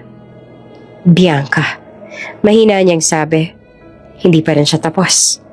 Samantala sa kabilang dako naman ng syudad nakangiti si Bianca habang nakaupo sa cafe, kaharap ang PR agent niya. I told you, pag nabahira ng pangalan niya, tapos na siya. Sabi niya, sabay lagay ng shades. Sigurado ka bang walang makakabawi? Tanaw ng agent. Ngumiti naman si Bianca, kumpiyansa. Walang maniniwala sa probinsyana laban sa pangalan ko. Pero ilang oras lang lumipas, dumating si Eden Navarro. Galit at kalmado sa parehong oras. Bianca, malamig ang sabi habang nilapag ang folder. Tama na to. Ngumiti pa rin siya pero ramdaman ka ba? Eden, this is business. Alam mo naman, showbiz, fake receipts, edited photos, that's a crime. Ano bang pakialam mo, girlfriend mo ba siya? Sabay tawa ni Bianca. Tinitigan siya ni Eden ng diretso sa mata. Hindi ko kailangang maging boyfriend para ipagtanggol ang tama. Kinabukasan, naglabas ng statement si Eden sa media. There are malicious attempts to destroy an innocent woman's career. As someone who knows the truth, I will not stay silent. Kasabay niyon, naglabas din siya ng screenshots, CCTV footage at mga dokumentong nagpatunay na si Bianca mismo ang nagpa-edit at nagbayad ng trolls para sirain si Amara. Sumabog ang internet. Grabe, siya palang may gawa. Si Amara klase pa rin kahit ginigiba na. Queen behavior.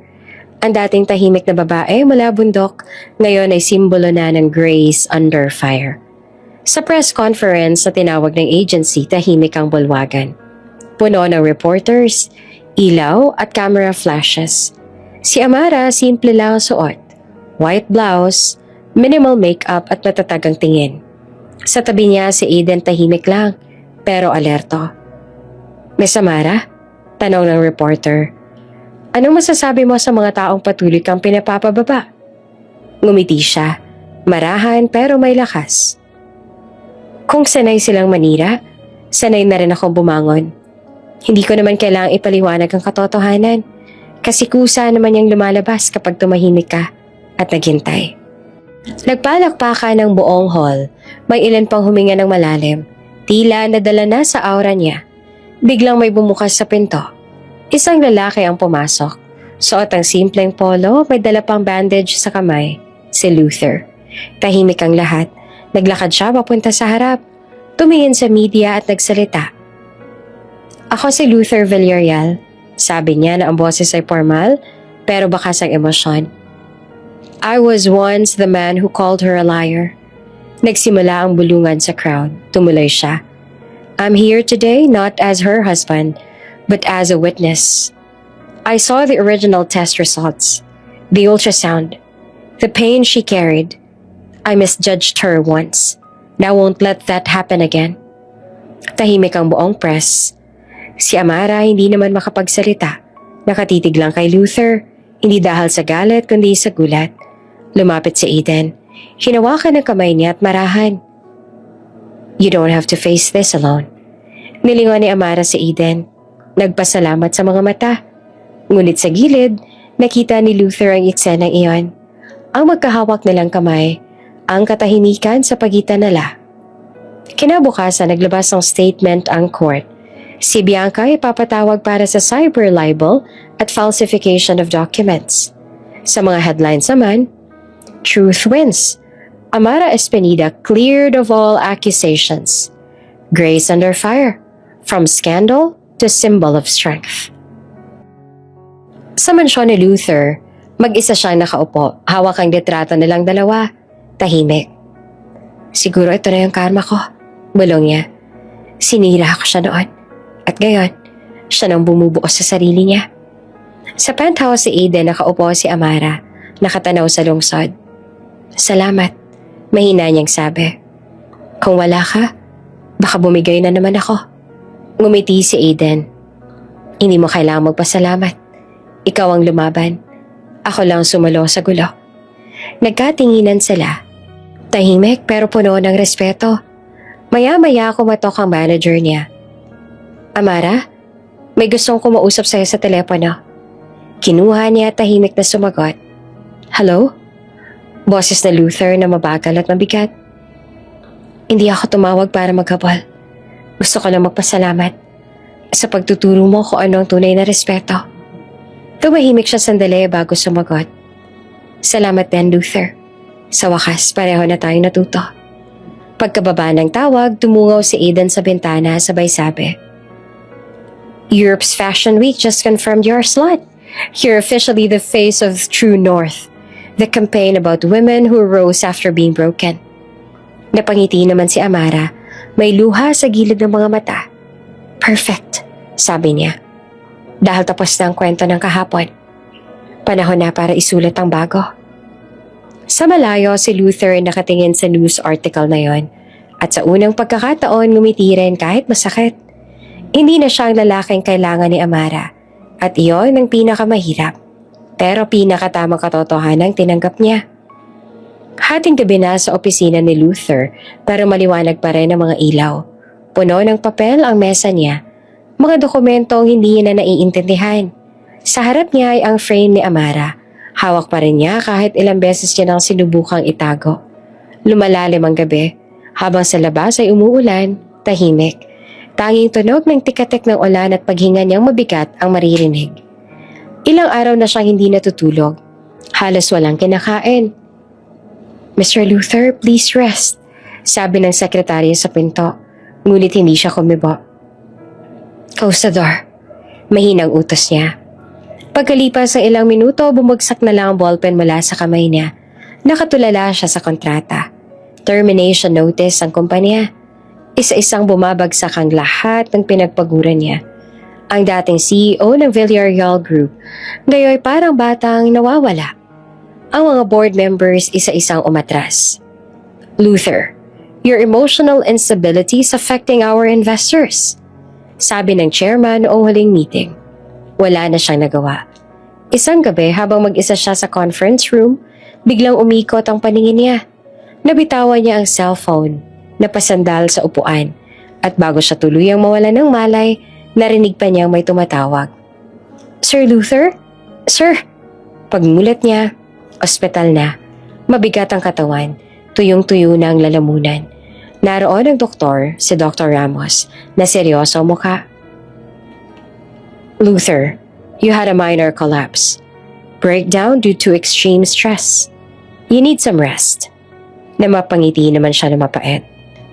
Rest? Wala na akong kapahingahan, Doc. Tahimik lang si Dr. Ramos, pero bago ito umalis, iniwan ang mga salitang, kung hindi mo patatawarin ang sarili mo, kahit anong gamutan, walang epekto. Pag-alis ng doktor, napatingin siya sa kisame. Doon niya tuluyang napaiyak. Hindi dahil sa sakit ng katawan, kundi sa bigat ng konsensya. Punishment ko to. Bulong niya. Wala akong ibang dapat sisihin kundi ako. Tinawagan niya ang abogado niya, si Attorney Manuel. Manuel, kung mag-file ng kaso si Bianca, ako ang aako. Sir? Gulat ng abogado. Wala ka namang kasalanan, si Bianca ang gumawa ng fake scandal. Lahat alam naman ng publiko. Pero mariin ang tinig ni Luther. I destroyed the woman who loved me. Ako ang nagtulak sa kanya sa impyerno. Ako ang dahilan kung bakit siya nasaktan. Gusto kong tapusin na to sa tama. Tahimik sa kabilang linya. Luther, this will ruin you completely. Then maybe that's the point. Mahinang tugon niya. Kinabukasan, inakit siya ng media sa labas ng kumpanya. May kumakalat na balita. CEO Luther Villarreal nagbitiw na sa pwesto. Ang mga dating kaibigan niya tumalikod. Ang ilang empleyado nangihinayang. Pero siya, tila kalmado lang. Maybe this is how I pay back the pain I caused. Sabi niya habang inaayos ang coat. Sa kabilang dako, nasa dressing room naman si Amara. Kakapanalo lang niya ng bagong campaign, pero halatang pagod. Napatingin siya sa cellphone nang tumunog. Unknown number. Ma'am, this is the police, sabi ng boses sa kabilang linya. May nais po maghain ng kaso laban sa asawa ninyo, Kailangan niyo pong pumunta sa presinto para linawin. Nalaglag ang brush sa kamay niya. Ano pong kaso? Libel case? Si Bianca de Vera po ang naghain. Natigilan siya. Hindi siya makapaniwala. Si Bianca? Mahina niyang ulit. Ngunit bago pa siya makapagtanong, narinig niya ang huling sinabi ng polis. Pero andito na rin si Sir Luther ngayon, ma'am. Gusto raw kayong makita. Sa labas ng presinto, maraming tao. Mga kamera, reporters, at nang bumaba si Amara mula sa kotse ni Eden, mabilis siyang sinalubong ng mga flash ng kamera. Ngunit ang atensyon niya ay isang tao lang napunta, kay Luther. Nakaposas ito, naka-white polo, mukhang pagod at maputla. Pero ang mga mata ay puno ng lungkot at pagsisisi. Luther? Mahinang sabi ni Amara. Ngumiti ito ng bahagya, pero mapait. Sorry, kailangan kong akuin. Hindi ako makakaharap sa sarili ko kung hindi ko haharapin to. Napaluha siya. Pero hindi mo kailangan gawin to. Hindi mo kailangan saktan ang sarili mo para lang itama ang nakaraan. Tumingin si Luther sa kanya ng mahina pero buo. Hindi ko ginagawa to para mapatawad mo ako. Ginagawa ko to kasi gusto ko matuto na maging tao ulit. Habang nilayo siya ng mga pulis, tinitigan ni Amara ang dating lalaking minsan niyang minahal. Ngayon, isang lalaki na natuluyang bumagsak pero may dignidad. Tahimik lang siya, pero sa loob niya, parang may humaplos na kakaibang awa. Hindi na pag-ibig, kundi pag-unawa. Sa loob ng presinto, habang sinasara ang pinto, narinig pa niyang mahinang sabi ni Luther sa pulis. Sabihin mo sa kanya, salamat. At doon siya tuluyang napahawak sa dibdib, huminga ng malalim. Hindi niya alam kung bakit pero sa kabila ng lahat, may kakaibang kirot pa rin. Habang palabas na si Amara, sinalubong siya ni Aiden. Let's go. I'll handle this. Ngunit bago siya la umalis, lumingon siya sa presinto. Sa loob, sa isang maliit na bintana, nakita niya si Luther. Nakaupo, nakayuko, pero tila payapa sa unang beses. At sa isip niya, isang tanong lang ang umikot. Ito na bang wakas ng lahat? O simula ng kapatawaran? Tahimik sa loob ng presinto. Ang ilaw ay mapurol, ang hangin ay malamig. Sa isang sulok nakaupo si Luther. Maputla, tila walang tulog. Pero may kakaibang katahimikan sa mukha. Pumasok si Amara, kasunod naman si Aiden at isang pulis.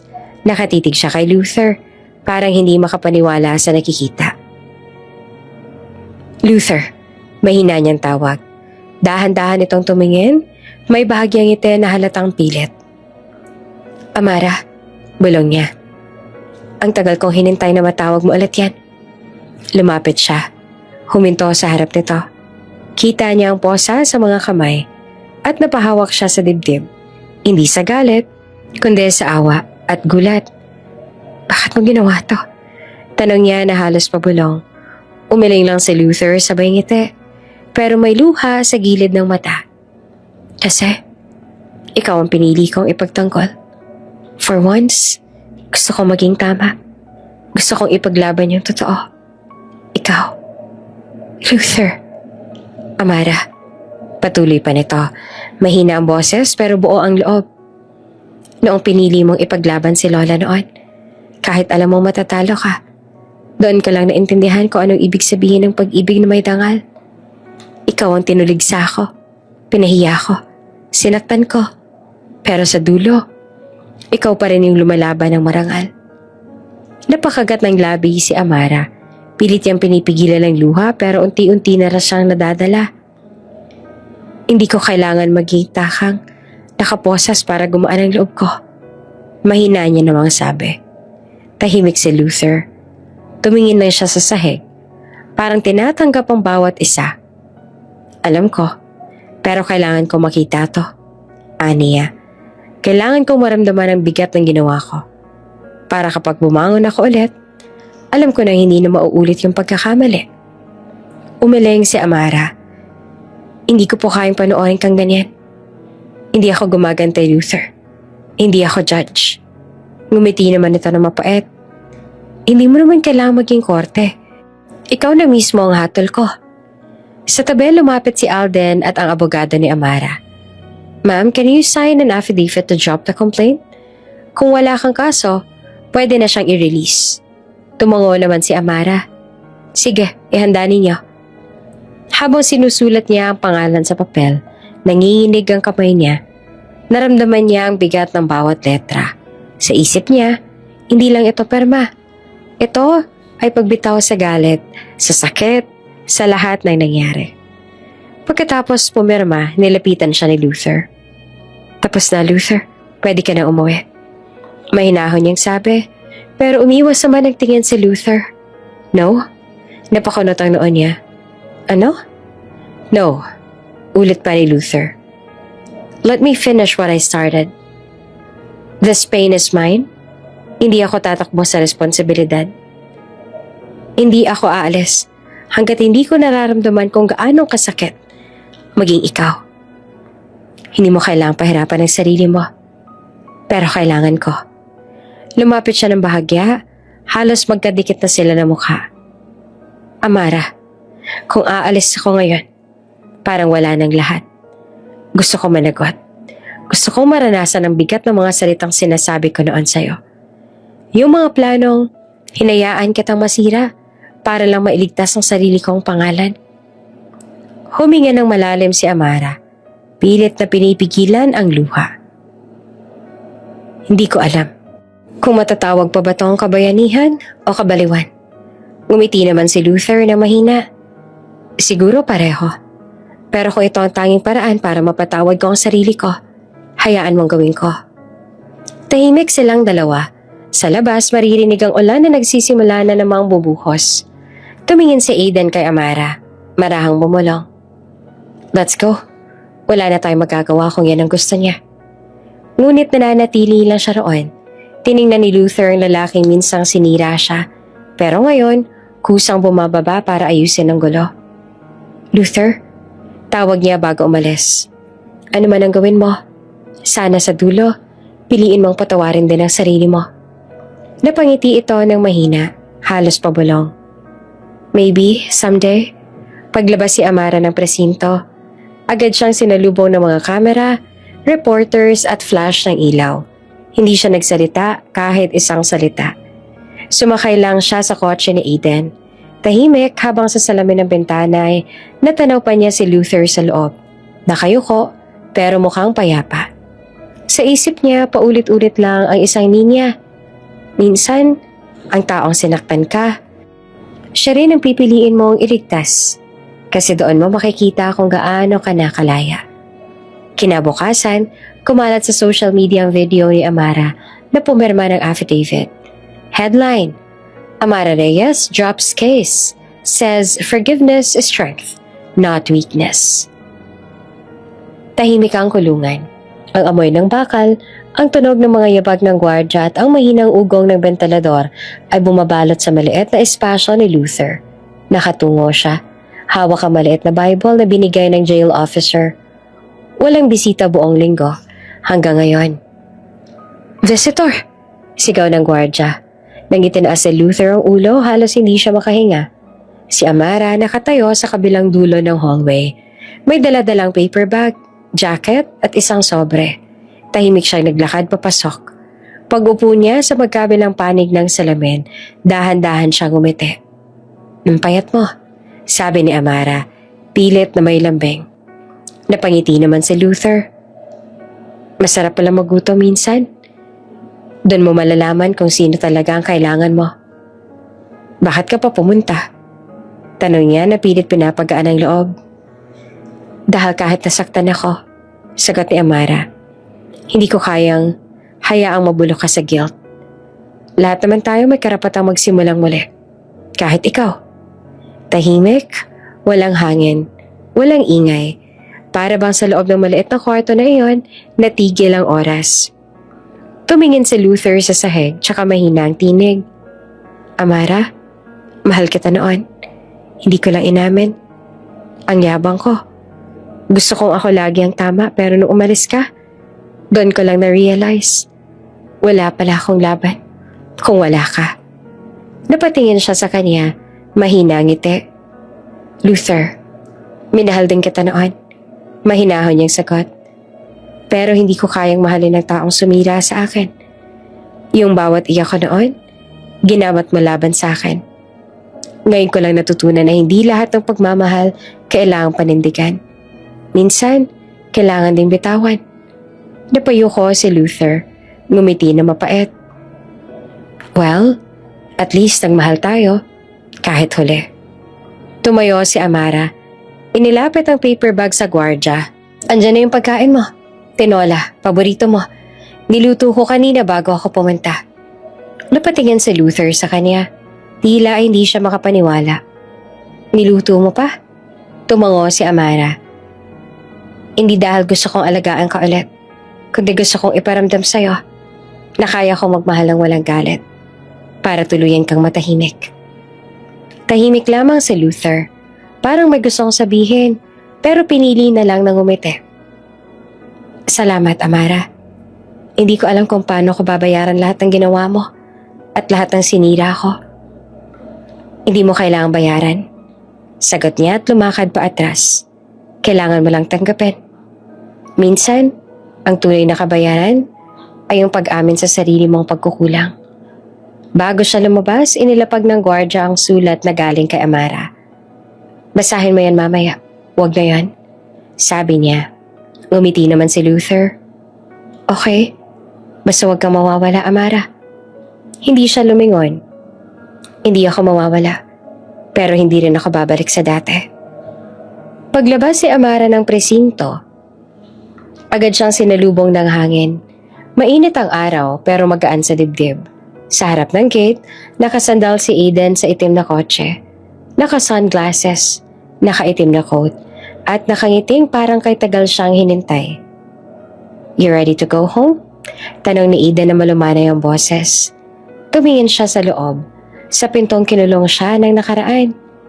Ilang segundo lang pero ramdam niya ang bigat ng mga alaala. Mga gabi ng pag-iyak. Mga umagang walang direksyon. Mga salitang nanakit pero nagturo rin ng lakas. Ngumiti siya, marahang tumango. Ready na ako, sabi niya sabay bitaw ng malalim na buntong hininga. Habang binubuksan ni Aiden ang pinto ng kotse, tinanong siya nito. You're sure about this? Kapag umalis tayo, wala nang balikan. Tumingin siya sa malayo. Wala naman talagang balikan sa taong natuto na. Pumasok siya sa kotse at habang umaandar ito palayo sa kulungan, dumungaw siya sa bintana. Sa dulo ng daan, tanaw pa niya si Luther. Nakatayo sa loob. Nakatingin sa langit. Hawak ang sulat. Sa loob ng selda, binuksan ni Luther ang sobre. Isang simpleng papel lang, sulat kamay ni Amara. Luther, minsan ako nang nasaktan. Ngayon ikaw naman ang tinuruan. Pero pareho tayo natutong magmahal sa maling paraan. Kapag lumaya ka na, gawin mong tama. Amara. Napangiti siya, luhaan. Salamat, bulong niya. Kahit sa dulo, ikaw pa rin ang nagturo sa akin kung anong totoong lakas. Sa labas habang binabaybay ni Amara ang highway, marahan niyang ipinikit ang mga mata. Hindi na siya umiiyak, wala na rin siyang galit. Ang puso niyang dati sugatan ngayon ay kalmado. Goodbye, Luther. Bulong niya sa hangin. Thank you for teaching me how to let go. Muling umaplos ang balat ni Amara ng hangin sa kabundukan. Ang simoy ng damo, ang amoy ng lupa pagkatapos ng ulan. Lahat pamilyar, pero iba na ang pakiramdam. Hindi na siyang babaeng lumuhod noon sa sakit. Siya na ngayon ang babaeng marunong tumindig kahit na mag-isa. Bitbit lang niya ang maliit na bag, suot ang simpleng puting damit at tsinelas. Walang make-up, walang alahas. Pero habang naglalakad siya sa lumang daan paakyat sa bahay nila, bawat taong nakakasalubong ay napapatingin. Si Amara ba yan? Grabe, parang artista. Hindi, mas maganda pa sa artista. Iba yung aura. Ang lakas. Ngumiti lang siya sa kanila. Mahina pero totoo. Magandang umaga po, bati niya. At sa bawat ngiti, parang may liwanag na pumapalit sa mga dating sugat. Pagdating niya sa bahay, sinalubong siya ni Nanay Clarita. Anak! Sigaw nito at agad siyang niyakap ng mahigpit. Ma, nakabalik na ako. Salamat sa Diyos. Amara, iba ka na ngayon. Parang may ilaw sa mukha mo. Ngumiti siya at pinisil ang kamay ng ina. Hindi ilaw, ma. Kalayaan. Pagkatapos ng tanghalian, lumabas siya sa bakuran. Tahimik ang paligid. Tanging hampas ng hangin sa mga puno ang maririnig. Sa kabila ng kalsada, may isang lumang pick-up truck na nakaparada. Nakasaldal doon si Luther. Payat, maputla, pero payapa ang mukha. Nakalaya na siya sa bilangguan. Nakasimpleng t-shirt at pantalon lang. Walang kasamang bodyguard o galaw ng dating mayaman. Nang magtama ang tingin nila, tumigil ang oras. Tahimik si Amara. Tahimik din si Luther. Lumapit siya, dahan-dahan. Akala ko nasa Maynila ka pa, sabi niya. Umiling si Luther at mahinang tinig. Hindi ako mapalagay. Gusto ko makita kang muli at kung totoong okay ka na. Okay na ako, sagot ni Amara na malumanay. Hindi na siya umiwas pero hindi rin siya lumapit ng husto. Salamat nga pala sa lahat ng tinapos mo noon. Kasi kung hindi mo ako sinaktan, baka hindi ko nakita kung gaano ako kalakas. Napangiti si Luther, luhaan. Ang sakit marinig pero totoo. Hindi ko alam kung karapat dapat pa akong humingi ng tawad ulit. Hindi mo kailangang magsalita, sabi niya. Nakita ko na sa mga mata mo. At minsan, sapat na yon. Nagkatinginan sila, walang salita. Puro puno ng pag-unawa. Dalawang taong minsang nagwasak sa isa't isa. Ngayon, marunong nang magpatawad. Bigla namang humangin ng malakas. May kumaluskos sa langit. Nilingon ni Amara. Isang helicopter ang papalapit. Bumababa sa malapit na clearing. Kasunod noon, tumingin siya sa itaas ng burol. Nandoon ang runway ng private jet na dala ni Alessio. Ang liwanag ng landing lights ay kumikislap sa ulap. Para bang ang langit mismo sumundo sa kanya. Lumapit ang piloto, nakayuko ng magalang. Miss Amara, ready na po. Si Mr. Adrian po hinihintay kayo para sa flight to Milan. Napatingin si Amara sa bundok, sa bahay ng ina, sa mga taong kumakaway, at sa huli, kay Luther. Nakatayo pa rin sa kabilang gilid ng daan, hawak ang lumang sobre. Ngumiti siya ng marahan. Paalam, Luther. Ngumiti rin siya, mahina at parang may bigat. Go. Be happy, Amara. Yan ang matagal ko nang gusto para sa'yo. Tumango siya, tsaka humakbang papunta sa helicopter. Ang bawat takbang ay parang pagputol ng tanikala ng nakaraan. Pag-akyat niya, sumilip siyang muli sa labas. Nandoon si Luther nakatingin sa kanya. Nasa kamay nito ang lumang ultrasound photo, yung parehong larawan na minsan niyang binaliwala. Pero ngayon ay hawak niya na parang kayamanan. Dahan-dahan niyang hinaplos iyon tsaka ngumiti. Sa wakas, natutunan na rin niyang magpaubaya. Habang umaangat ang helicopter, lumiliit ang mga bahay. Ang mga punong kilala niya mula pagkabata at si Luther, unti-unting nagiging anino. Ngunit sa puso niya, walang galit, walang lungkot, tanging katahimikan. Mula sa bintana, tanaw niya ang araw na sumisikat sa bundok. Ang mga ulap ay tila gintong alon, at ang tunog ng makina ay parang musika ng panibagong buhay. Goodbye, Sierra, bulong niya. Salamat sa lahat. Sa lupa, tinitigan ni Luther ang langit hanggang sa mawala ang helicopter sa ulap. Hinawakan niyang muli ang ultrasound photo at narahan niyang bulong. Anak, tinan mo ang mama mo. Sinundo siya ng langit kasi nararapat siya doon. Huminga siya ng malalim tsaka ngumiti. Mapait pero totoo. Go. Be happy. Habang bumababa ang helicopter sa private runway, lumapit si Aidan kay Amara. Nakangiti at nakasuot ng puting coat. Welcome home, Amara. The world's been waiting for you. Ngumiti siya, tumingin sa kalangitan. Hindi na siya ang babaeng iniwan sa ulan. Siya na ngayon ang babaeng sinundo ng langit. Tahimik ang bahay ni Luther. Wala nang sigawan, wala nang galit. Isang lumang upuan, ilang papeles at ang lumang ultrasound photo na laging nasa mesa. Araw-araw niyang tinititigan. Hindi para magdalamhati kundi para magpaalala. Ito ang buhay na sinira ko at ito rin ang dahilan kung bakit ako muling tatayo. Pagkatapos ng kaso at pagkabilanggo, hindi na siya bumalik sa malaking kumpanya. Ibinenta niya ang mga shares niya. Ibinigay ang bahagi sa mga empleyadong nawalan ng trabaho nung bumagsak ang negosyo. Sabi ng mga tao, sayang daw. Pero para kay Luther, iyon ang unang beses na may ginawa siyang tama. Lumipat siya sa probinsya, sa maliit na bayan sa paanan ng bundok.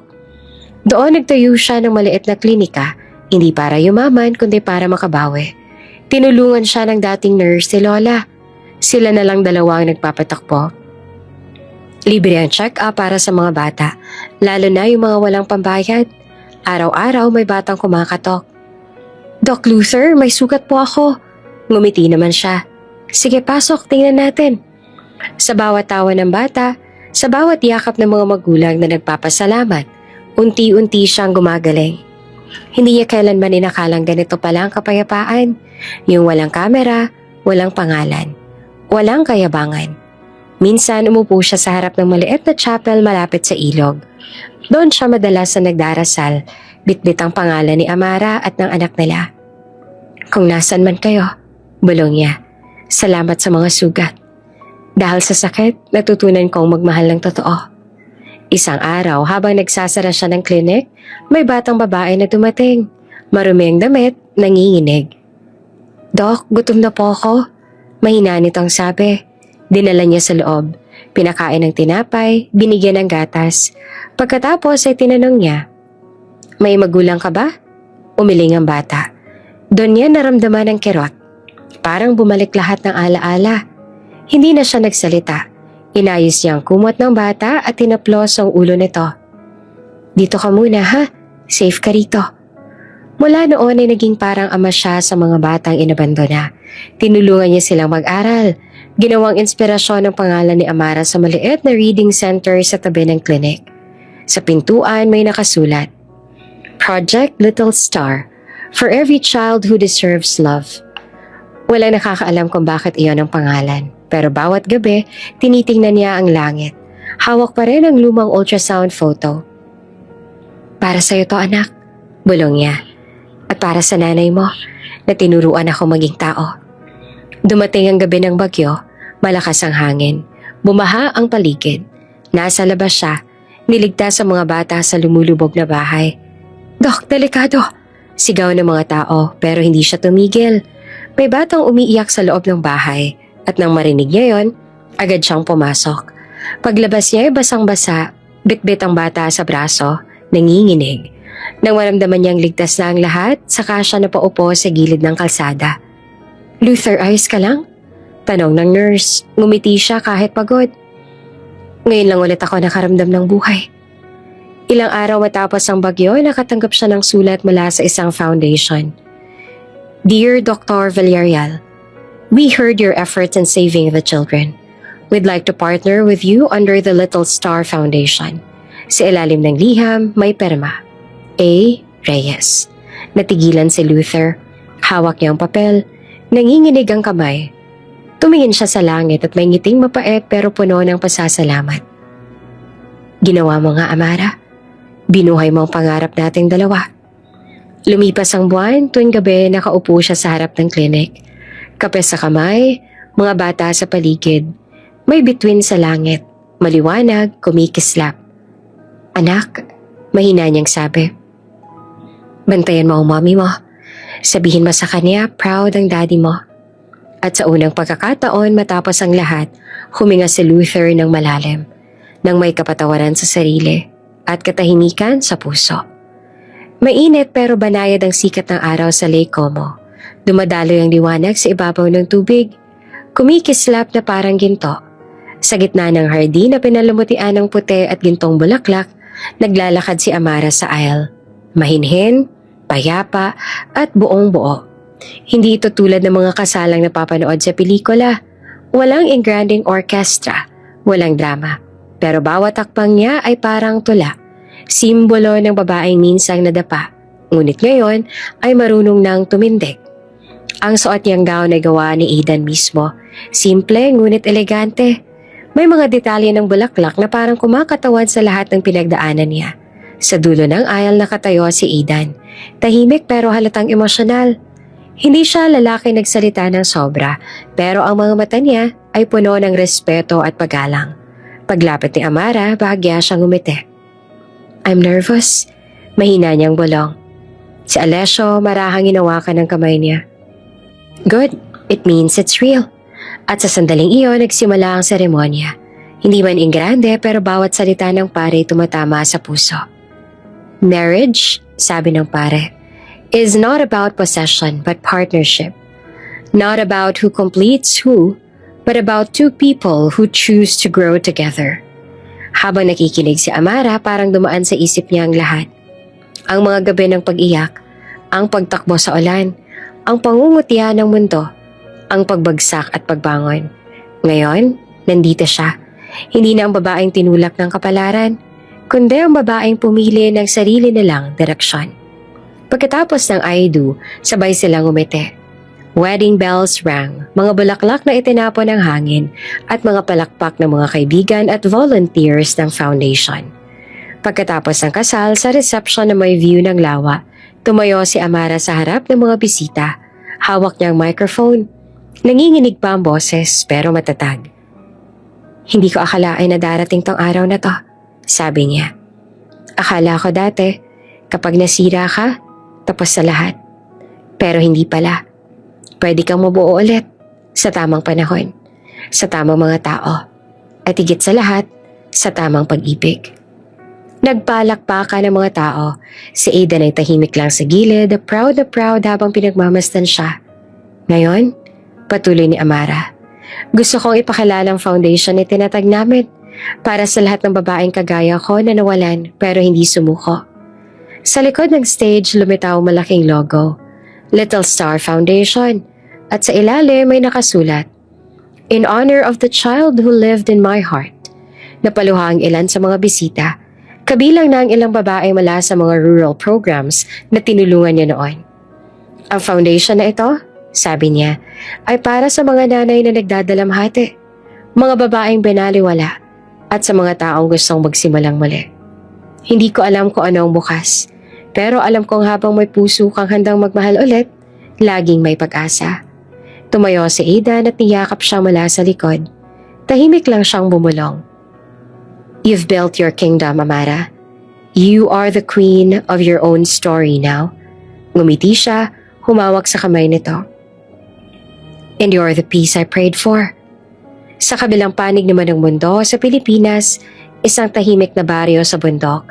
Sa maliit na klinika sa Luther ay nakaupo sa sahig kasama ang mga bata. May hawak siyang storybook habang ang mga bata ay nakikinig. Tawa ng tawa sa bawat eksena. Matapos ang kwento, tumingin siya sa langit. Sa ibabaw ng mesa may lumang ultrasound picture na naka-frame. Anak, sana masaya na ang mommy mo. Kasi ako, masaya na ako ngayon. Salamat sa inyong dalawa. Nakangiti siya pero may luha. Hindi na iyon luha ng pagsisisi, kundi ng katahimikan. Natanggap niya na ang lahat. Wala na siyang hinanakit, wala na rin kung sana. Ang natira na lamang ay pasasalamat sa pagkakataong minahal niya si Amara kahit saglit at sa aral na iniwan nito sa kanya. Lumapit ang batang pasyente at hinilang damit niya. Dok, laro po tayo ulit. Ngumiti siya at pinunasan ng bata.